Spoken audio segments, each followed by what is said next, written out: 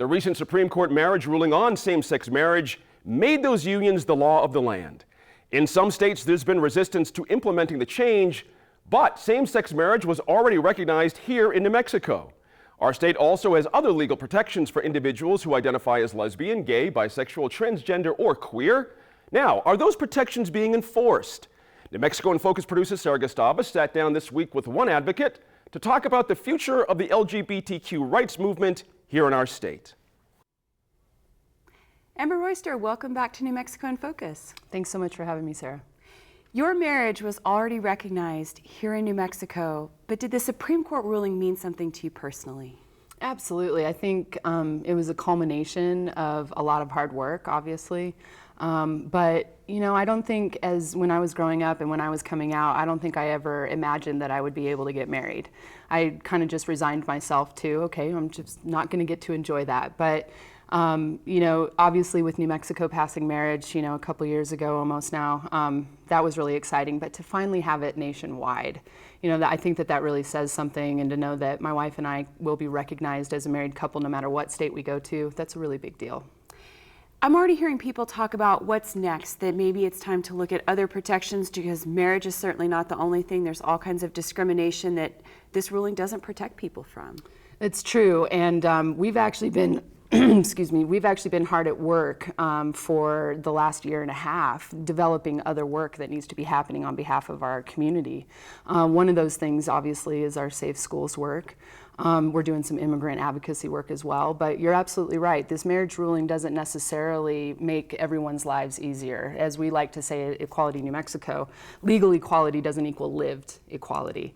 And so what we're probably going to see nationally is a major shift of resources and energy towards non-discrimination campaigns.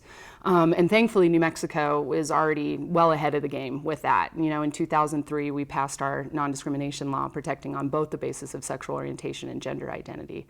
Whereas in 34 states currently, you can go and get married legally as a same-gender couple, but then you can turn around and get fired the next day. And so that's something that nationally, you know, advocates are going to be working to correct. Here in New Mexico, you know, yeah, our really big focus is safe schools right now. We have a lot of problems going on in our school. Bullying and harassment is more pervasive and lethal than it's ever been.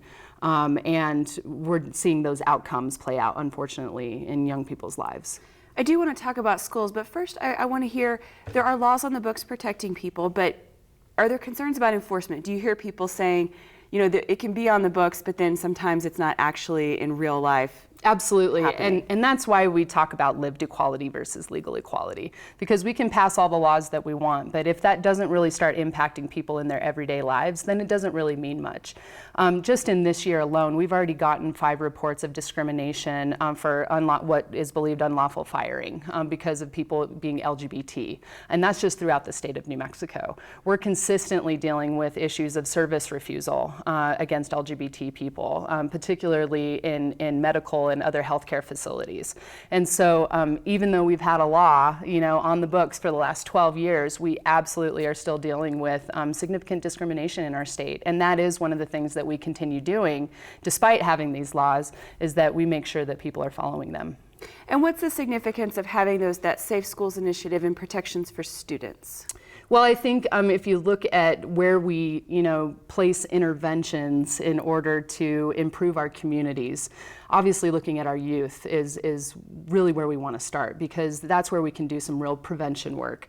And so we're looking at the schools as a place where we can start looking at anti-bias training beyond bullying, not just talking about, you know, making sure we have policies in place that, you know, protect students from bullying, but talking about how do we prevent this from even happening, you know, and so how do we get this ingrained into our education to where students understand that that kind of behavior is not acceptable, and choose not to engage in it because they've actually had that kind of education. So.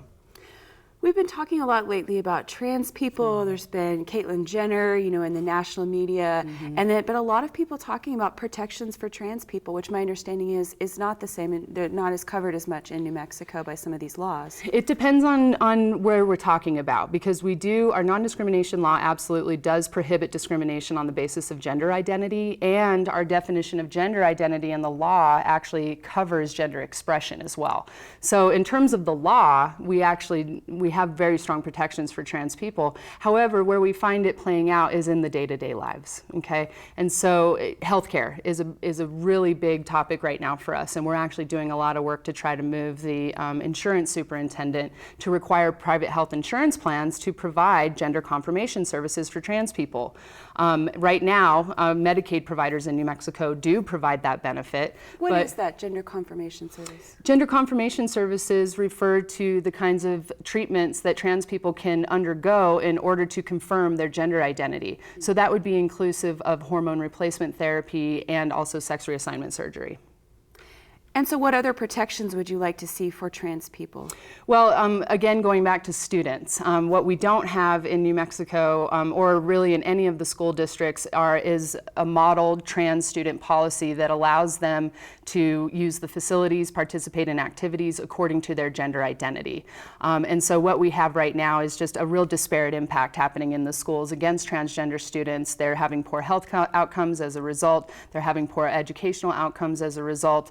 And when a population is experiencing nearly 50% of their people attempting suicide, we have to pay attention to that. What would you like to see different 10 years from now? Wow, 10 years from now, that's a long way. Well, obviously, I think non-discrimination protections nationwide would be wonderful. I think a federal legislation that protects LGBT people against employment discrimination and in public accommodations and whatnot. I think that is a really important milestone that we achieve as a country. But what's more is my hope for the LGBT movement is that we really get out of these silos. And, you know, marriage was a very siloed issue, very narrow. It only impacts, you know, a certain number of people who choose to take that path. And it only affects us in a very small part of our day-to-day lives. You know, LGBT people are also immigrants. We're also women who need reproductive health services. You know, we're also people of color. We're also poor people, and we're also people who are uninsured. And so we care about all of those things because they impact our community. And so my hope in 10 years is that our movement looks a lot more intersectional, meaning that we are addressing things from the whole person perspective. Amber, thanks for joining us. Thanks for having me.